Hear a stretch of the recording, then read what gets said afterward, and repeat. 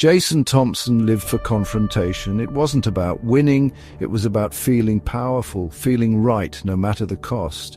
He thrived on fighting, even when he was wrong. Whether it was an argument with a stranger over a parking spot or a heated exchange in traffic, Jason's pride always got in the way of reason.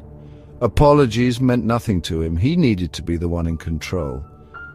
It was a Wednesday afternoon when it all started. Jason was driving down the highway, his mind consumed with his endless list of errands.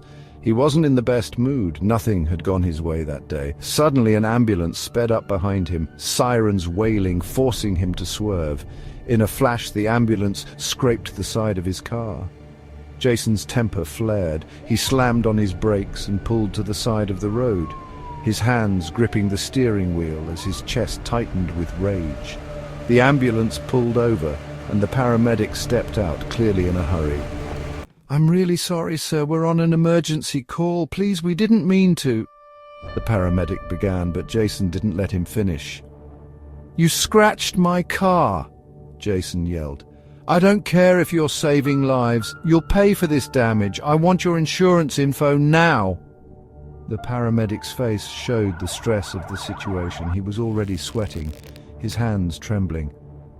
"Sir, please understand, we're on an urgent call. I promise we'll take care of this later, but lives are at risk."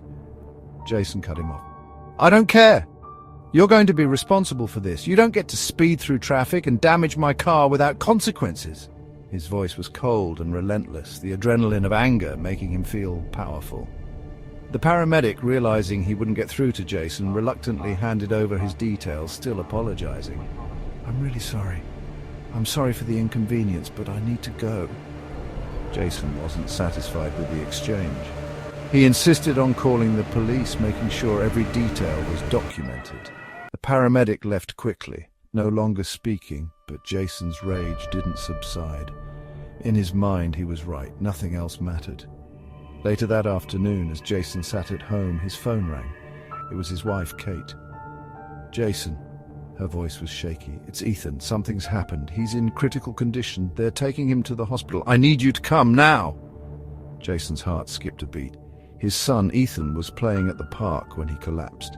Kate didn't know the full details, but it sounded serious. Jason's stomach twisted when she mentioned an ambulance was on the way to pick him up. He immediately tried calling the ambulance service, but the phone rang endlessly with no answer.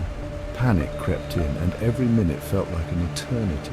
His son was in critical condition, and he had no idea if the delay had caused a worse outcome.